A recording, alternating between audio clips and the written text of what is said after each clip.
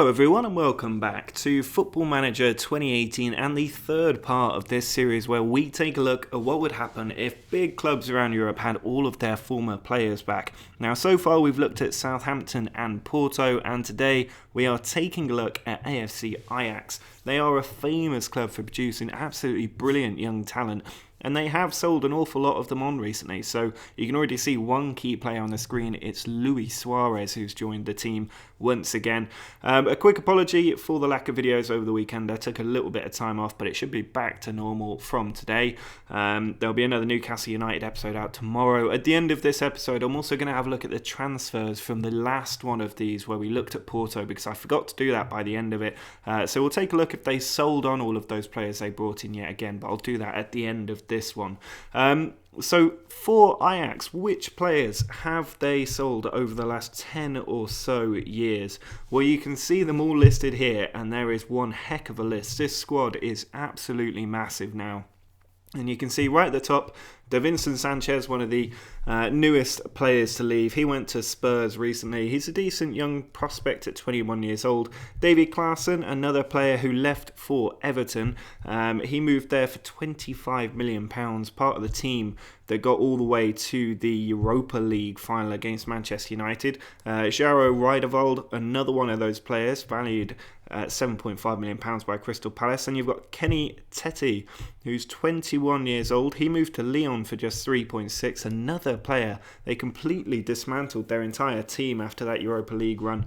Richario Zivkovic should be familiar to lots of you who play Football Manager over the years. He's been a youth prospect in the game for about 3 or 4 years now. Always turns to become a really good player, and you can see he moved to Ostend, which is an interesting one. His stats in the game have declined quite a bit recently over the last 2 games. I remember 2 games ago he was definitely the go-to young striker. One of the bigger players, you've got Milik, the Polish striker, now 23 years old. He had a pretty sensational season after joining for £2 million, 21 goals in 31 games, and then he made a huge £26 million move to Napoli. You can see the kind of profit that Ajax have made by selling these players on there, 20 odd million on one player alone. And then you've got Jasper Cillessen, who now is the, I think, number 1 goalkeeper at Barcelona. You can see he moved there for £10.5 million after a pretty good couple of seasons in Ajax. He didn't seem to have too many games there at Barcelona in the league. I know he's their Champions League goalkeeper, but I don't know if he's become their full-time number 1. You've also got Bazua, another very famous young wonder kid in Football Manager. Last Football Manager especially, a lot of people picking him up as their first signing, and you can see £10 million move to Wolfsburg, showing what all the fuss was about. Then you've got El Ghazi, who's quite familiar to people who might play FIFA, moved for £8 million to Young Ajax in the Jupiler League, which I think is in Belgium. I'm a little bit confused as to what that is, but he's now at Lille, so I don't know if he maybe moved to Lille and then went on loan to Young Ajax, but either way, another very good prospect. Then you've got Mike van der Hoon, who's currently at Swansea. He moved for about £2.5 million. Another decent prospect. I haven't seen a lot of him in the Premier League from what I can remember, but maybe you Swansea fans can tell me otherwise. Daily Blend, definitely one of the bigger names to come out of this academy, or the youth system at least, came actually from their academy. £14 million move to Manchester United, where he's been a pretty regular player under the likes of Van Gaal after a good performance in the World Cup in 2014. Then there's Kenneth Vermeer, who's 31 years old now, been at Ajax for quite a long time, varying in his appearances. Maybe that's because of injury, I'm not too sure, but he moved to Feyenoord recently for £800,000. Then we've got 3 very big names, all of which at Spurs. First up, Christian Eriksen, one of the biggest names to leave Ajax recently. Just £10 million. I'm sure he'd go for an awful lot more now if Spurs sold him on, but he's been a real key player in Spurs' team ever since really Pochettino took over, maybe even before that actually as well. And then you've got their 2 main centre-back Spurs. You've got Toby Alderweireld, the Belgian who is 28 years old. He moved to Atletico Madrid before going on to Spurs. He was on loan at Southampton, which I forgot about, before moving to Spurs for £10 million. An absolute steal, really, that. And then there's Jan Vertonghen, another very big name If we look at his career stats, you can see he moved to Spurs again, just £10 million. They really could have got a lot more money if they'd been able to hang on to these players for a couple more years. Then there's Vernon Anita, a former Newcastle player. He used to be so good in Football Manager, but for some reason he's absolutely fallen off a cliff. And now he's playing his trade at Leeds after leaving Newcastle on a free transfer as well. I always used to be able to sell him for about 25 million, sometimes even 30, depending on how well he did. And then as we get further and further back, you've got Gregory Van Der Wiel, who's at come from Cagliari. He was at PSG. That was his most famous stint after joining there, £5 million from Ajax. And then he went to Fenerbahce before Cagliari. Skellenberg now at Everton. Another player to come out of the academy at Ajax. He moved to Roma before going on to Fulham, and then last season signed for Everton for £1 million. And then we've got some very, very big names back here. You've got Luis Suarez, very famous former Ajax man, moved to Liverpool for £22.5 million, where he really made his name before then going on to Barcelona. But I really like this season here, where he got 35 league goals in just 33 league games, and he's got back to that sort of form here, 40 goals in 35 league games for Barcelona, a very prolific striker. And he also has a teammate from Ajax at Barcelona in Thomas Vermaelen. Been on loan at Roma recently after leaving Arsenal. He's had a very injury hit time at Barcelona. So good money really for Arsenal selling him when they did. Then there's Wesley Sneijder, a very famous youth prospect again from Ajax. Moved to Real Madrid for £18.5 million before going to Inter. And then there was talk about him maybe going to Manchester United, but ultimately he went on to Galatasaray and is currently at Nice after joining for a free transfer. And then maybe the biggest name of them all, it's Zlatan Ibrahimovic. He is a very, very good player they picked up from Malmo for just £5.5 million. Again, turned a profit on him, selling him to Juventus. That back in 04-05. He's been around for so long. And he's won so many league titles in all of these different countries. Now at Manchester United, but questions about whether he might soon go to the MLS. And then finally, just for fun, I've included Rafael van der Vaart, that Tottenham legend, only really there for 2 seasons, I think. And then at Real Madrid before that as well, 12 million. Moved to Hamburg for 10.5, so even Spurs made profit on him. But Ajax sold him pretty cheap to Hamburg back in 04-05. But that is a huge collection of players in this Ajax team. You can see in their senior squad just how big a team this is, because they've signed or let go so many players over the year, and they've still got so many great youth prospects in this team as well. So I'm sure there will be more sales over the next few years, but it'll be interesting to see how these players do. Obviously such a big squad, not all of them will play. There'll be a bit of upset sort of squad morale. Their wage budget will be huge, so they won't be able to sell players for a long time.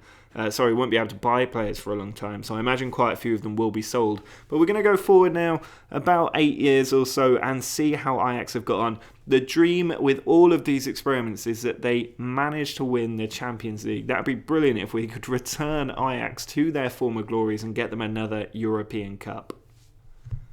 Well, we are now in the year 2024. We're going to go through their seasons one at a time. And you can already see here, this is season 2017-18, the first season with all their players back, just how well they did right from the off. Getting through the Champions League qualifying rounds quite comfortably as well, dispatching Club Brugge 6-1 in the best place playoff second or final round.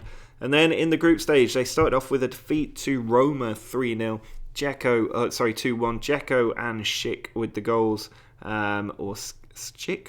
I think that's Schick. Luis Suarez got one for Ajax, but it wasn't enough. They did beat RKC, who I think are a Swedish team, I'm not too sure, before being beaten 3-0 by Barcelona. RKC, was in the Dutch Cup. And then they beat Spartak Moscow 3-1. Milik, Bazur and Tet with the goals. But a perfect record in the Eredivisie up to that point. Getting through in the second round of the Dutch Cup against Excelsior. Drawing with Spartak won't have helped them, just 4 points from their opening 4 games. But they then drew with Roma as well to take that up to 5 points. And then against Barcelona, lost at the end there. So I think they probably would have qualified for the Europa League in third place, but not making it to the latter stages. Also lost to FC Twente, in the Eredivisie, so no longer unbeaten there. But they did go through in the Dutch Cup and in the quarterfinal. Kluivert, of course, one of the really hot prospect young players still at Ajax, brilliant winning streak, this one. And then in the Europa League first leg, they won 4-0 against Shakhtar Donetsk, 2-4 Ibrahimovic in that one. Lost 2-0 away, but on aggregate, comfortably seeing themselves through. Also won in the Dutch Cup semi-final 2-0. Beat Hoffenheim 3-1 at home, 2 for Suarez. Klaas-Jan Huntelaar getting a goal for Ajax as well. And then lost away, but again, it did not matter. Their home record seeing them through at the moment. And against Bilbao, they actually drew at home, Luis Suarez scoring once more. But away from home, in the quarterfinals, they managed to win. Ziyech getting the goal for Ajax, a 1-0 win there. And then as we continue to go down, you can see they beat Arsenal away 1-0 in the semi-finals of the Europa League. Luis Suarez with the goal there. Obviously, the player that Arsenal tried to famously sign for £40 million and £1, believing he had some sort of release clause. And they also won at the Dutch Cup 3-1, Ibrahimovic and Suarez partnering up. And in the return leg against Arsenal, they won again 2-0 on aggregate. They've beaten Arsenal to make it to the Europa League final. Can they win the Europa League final? That's the question. And they lost, Juventus of all clubs, in the final there in a 1-0 defeat. Paulo Dybala with the goal. They did so well to get past Arsenal. That could have been a Champions League semi-final and final. But ultimately, they were knocked out. So unfortunate that Juventus happened to be down there with them in the Europa League. But a pretty good season. They won the Eredivisie that year. They've already looked ahead. And you can see they won the Dutch Cup as well. So a double there, very nearly became a treble in the Europa League, but just not quite. So unlucky in their first season. The reason I'm spending more time on the first few seasons is that is when they are most likely to win a big European competition, because they still have all their big players. They will start to sell them on over the years to turn a profit. And if we look here at the second full season, you can see they lost the Super Cup to PSV, so no success there. But against Partizan Belgrade, comfortably through 6-0 on aggregate. They lost one of their early Eredivisie games to Utrecht before beating Krasnodar, 8-0 win in the Dutch Cup. Lost 2-0 to Atletico Madrid and 1-0 away to Manchester United. Their seeding really not helping them here, or at least their look at the draw. But through in the Dutch Cup and then managed to draw with Manchester United 2-2 at home, a late goal there from Sirhuis, and beat Atletico Madrid 2-1, turning around their group stage spectacularly. So that means they've now got 7 points, and if they win their final game, they could well go through. And they did win it? They did. No, they drew with Krasnodar, so I actually don't know if they managed to go through. I guess we'll find out in a minute. But through in the Dutch Cup, good form in the league as well. Won in the Dutch Cup quarter-final 2-1 against Utrecht. And they did not qualify for the knockout stage of the Champions League. That draw with Krasnodar ultimately cost them, no doubt about that. And then against Besiktas, 2-2 away from home, and in the first leg, 1-1 means they go through on away goals. Also won in the Dutch Cup semi-finals, so there could be back-to-back cup competitions there. But knocked out by Lazio, 2-1-0 defeats, sending them out. Vertonghen getting sent off ultimately didn't change things too much. But there will be no European success this time. But they did win the Dutch Cup for the second year in a row, and the Eredivisie as well. So a double for the second year in succession. I imagine there will be a couple more of those to come. Although they actually won the Super Cup against Feyenoord this time. 2-0, Luis Suarez and Van der Hoon getting the goals. Perfect start to the Eredivisie, but lost 3-1 to Dynamo Kiev, which is a game they cannot afford to be losing. They drew with AC Milan at home, but defeated 4-1 away, so just 1 point from possible 9, and then lost to Bayern again. Beat Dynamo Kiev, but it wouldn't have been enough, and beaten by AC Milan, so they just cannot get past these big European giants. But they have managed to keep going through in the Dutch Cup. I think they're still in the Europa League. Knocked out in the Dutch Cup by Excelsior, so they will not retain that this year. And if we go down, it looks like they didn't even qualify for the Europa League, so really, really struggling now. They did win the Eredivisie again, so technically a double with that Super Cup as well, but the third season in, signs of them dropping off a little bit. And then they won the Super Cup for a second year in a row. In the Champions League, they drew with AEK, a team they really needed to beat. Lost 1-0 at home to Roma and drew with PSG, so just 2 points so far there. Lost to PSG away, beat AEK at home, but lost to Roma as well. So I think they should really be in the Europa League after that. Knocked out of the Dutch Cup in just the third round on penalties is not really very good. They did beat Sporting 2-1 at home, but were knocked out on away goals. Bas Dost getting the goal.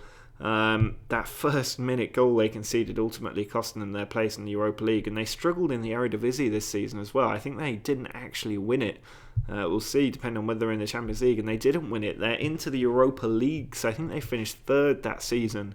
So they had to actually qualify for the Europa League, which they did manage to do. And in the group stage, Real Sociedad, Marseille and Slavia Prague, who they lost to. Not a good performance there. They did win the return one and beat Real Sociedad. Lost to Marseille, but I think they still pretty comfortably got out of that group. Knocked out in the quarterfinals of the Dutch Cup, still not able to win that. They actually didn't get out of their group. What on earth happened there? Luckily, they had a brilliant run to the end of the year, which meant they did take home the title. That's a spectacular finish without any cup competitions to distract them. But ultimately, just the Eredivisie that year, not even a Super Cup, nothing else in there for them. So no European success, only 2 more seasons to go. And they were beaten by Utrecht in the Super Cup. Did qualify for the Champions League again, but beaten by Madrid. Managed to beat Basel 4-0, but beaten by Manchester United 2-1 as well. And 1-0 in the return fixture. Drew with Madrid and beat Basel 2-0. So there will be Europa League football, I imagine. And as you can see, a 1-0 defeat away from home, but being 2-1 at home again, it's literally the same fixture with the same thing happening 2 years in a row. Knocked out by Sporting, which means it was just the Eredivisie once more. And that takes us up to this season, where they did manage to win the Super Cup 2-1, Koch with a couple of goals. And then they had Manchester United, who beat them 3-0 at home in the Champions League. They can't avoid them at the minute. 3-0 by Sevilla as well. They did beat Benfica 2-1. Beaten by them though in the return leg, and by Man United and by Sevilla, so definitely knocked out of Europe after that. Through in the Dutch Cup to the semi-final, beat Groningen. And then in the final, they did at least win the Dutch Cup this year. So pretty disappointing, if I'm being honest. I think they won the Eredivisie. No, they finished second in the Eredivisie this year. So the second time that we've seen them fail to win even their own league, which is a little bit disappointing. If we have a quick look at the stages screen and the league table in the Eredivisie, you can see they missed out by a total 15 points, which is a huge gap, really. And just not doing that well after that first season where they lost to Juventus in the final of the Europa League. Completely fell apart and not really been able to reach those heights once more. You can see their vice-captain though, Raja Nainggolan, which is quite interesting. If we have a look at their transfer history over this period in time, go back to the first season where they brought everybody in. I don't think there would have been anybody else brought in, but players going out. Dolberg went to Leipzig for nearly 20 million. De Ligt left. Van der Hoon went out on loan. Van der Beek went to Man City. So a lot of their youth prospects leaving in the very first season. And Davinson Sanchez went to Barcelona for 20 million as well. So quite a few players going out there. The following year, nobody brought in. I imagine financial fair play kicking in a little bit. But Christian Eriksen went to Man United for just 17 million. Absolute steal, that. Ziyech went to Atletico Madrid. Tete to Inter. Justin Kluivert went to AC Milan. And a few other smaller names all leaving the club as well. The next season, not too many going out this time. They actually made a transfer as well. Transfer in. David Neres going to Real Madrid. Other big names in there. Vertonghen going to Valencia for £1 million. The following year, again, a few players leaving on frees this time, including Luis Suarez, who went to Real Madrid on a free. Van der Leer left, Mensah left, and Rijdevold going to Newcastle. And then finally, we see them actually signing proper players once more. But Kiers leaving, quite a few players leaving really. Onana going as well, a player that I signed in my Newcastle save. They did sign some players, just 7.5 million spent though. And then the year after that, Alderweireld left, Blint left, Van Wolfswinkel went. So almost all of the players gone at this point.